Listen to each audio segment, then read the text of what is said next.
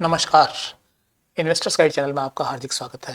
आज हम बात करेंगे वर्ष 2025 के लिए हाई अल्फा म्यूचुअल फंड योजना है, high alpha mutual fund schemes for the year 2025।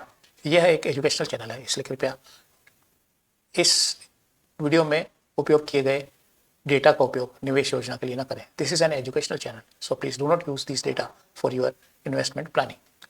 हमने पिछले 2 वीडियो में mid cap, flexi cap, multi cap, large cap, अलग अलग तरह के फंड्स के बारे के अलग अलग टेक्निकल पैरामीटर्स के आधार पर आकलन किया था। उनमें सबसे इंपॉर्टेंट होता है पिछले 3 से 5 साल की एनुअलाइज रिटर्न्स और अल्फा। तो आज हमने इस तरह के म्यूचुअल फंड योजनाएं छांटी है जिनमें 3 से 5 साल की रिटर्न्स अच्छी रही है और जिनका अल्फा हाई रहा है। अल्फा क्या होता है, इसके लिए आप 24 नवंबर का मेरा वीडियो देख सकते हैं, उसमें एक्सप्लेन किया गया है। तो जैसा कि मैंने पहले बताया, कुछ योजनाओं के 3 इयर्स एनुअलाइज रिटर्न्स, अल्फा और स्टैंडर्ड डेविएशन, 3 चीज़ों पर हम चर्चा करेंगे।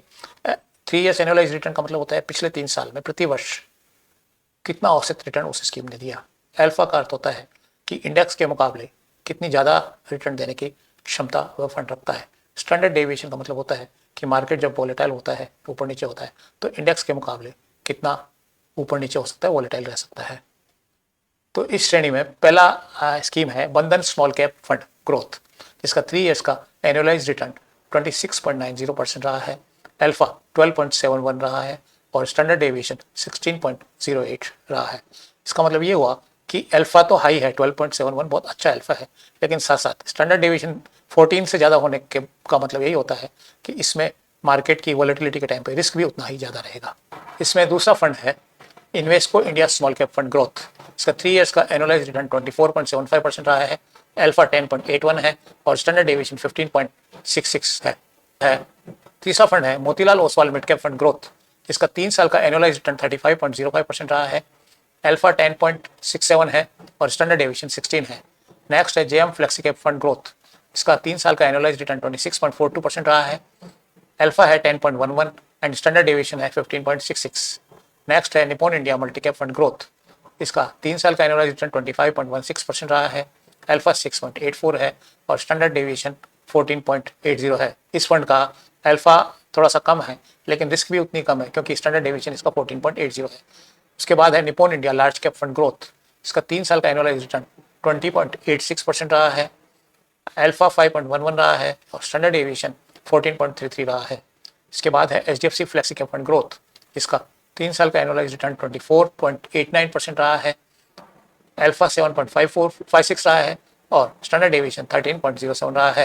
नेक्स्ट है bank of India flexi cap fund growth, तो उसका 3 इयर्स का एनुअलाइज रिटर्न 23.52% रहा है, अल्फा 5.09 रहा है और स्टैंडर्ड डेविएशन 16.79 रहा है। दोस्तों, मेरे जो क्लाइंट्स हैं उनसे बातचीत करके और विभिन्न हमारे पार्टनर्स से चर्चा करने के बाद मुझे यह अनुभव हुआ है कि जो एक्सपीरियंस्ड इन्वेस्टर्स होते हैं वो 3 वर्ष की एनुअलाइज रिटर्न्स या 5 साल के एनुअलाइज रिटर्न तो देखते ही हैं, बाद में हाई अल्फा वाले म्यूचुअल फंड्स को ही पसंद करते हैं। ये उनकी इंडिविजुअल चॉइस है। आप स्क्रीन को पॉज करके देखिए और कमेंट सेक्शन में मुझे बताइए कि आपको यदि म्यूचुअल फंड्स में सब्सक्राइब करना हो या इन्वेस्टमेंट करना हो तो इनमें से कौन सा फंड सबसे अच्छा आपको लगेगा, कमेंट सेक्शन में जरूर लिखिए। यह इनपुट मेरे लिए बहुत यूजफुल रहेगा। उससे मुझे ध्यान रहेगा कि हमारे जो व्यूअर्स हैं उनको किस तरह के वीडियो पसंद आते हैं। कमेंट सेक्शन में आप जितने ज़्यादा कमेंट, आप क्वेरी भी कर सकते हैं, क्वेश्चन भी पूछ सकते हैं, जितने ज़्यादा कमेंट करेंगे उतने अच्छे वीडियो बनाने में मैं सक्षम रहूँगा। तो इसलिए प्लीज़ आपसे रिक्वेस्ट है कि आपको वीडियो पसंद आया हो तो लाइक कीजिए, अपने दोस्तों को शेयर कीजिए और कमेंट सेक्शन में कुछ ना कुछ जरूर लिखिए। चाहे आपकी कोई म्यूचुअल फंड से रिलेटेड और कोई क्वेरी होगी तो उसका भी वेलकम किया जाएगा, उसका जवाब दिया जाएगा। तो आप प्लीज़ इस कमेंट सेक्शन में कुछ ना कुछ अवश्य लिखिए। तो ये कुछ अच्छे म्यूचुअल फंड स्कीम्स के बारे में चर्चा थी। यह कोई बाय और सेल की रिकमेंडेशन नहीं है, वीडियो एजुकेशनल पर्पस के लिए बनाया गया है। वीडियो पसंद आया हो तो लाइक करें, दोस्तों को शेयर करें और घंटी के बटन को अवश्य दबाएं। धन्यवाद।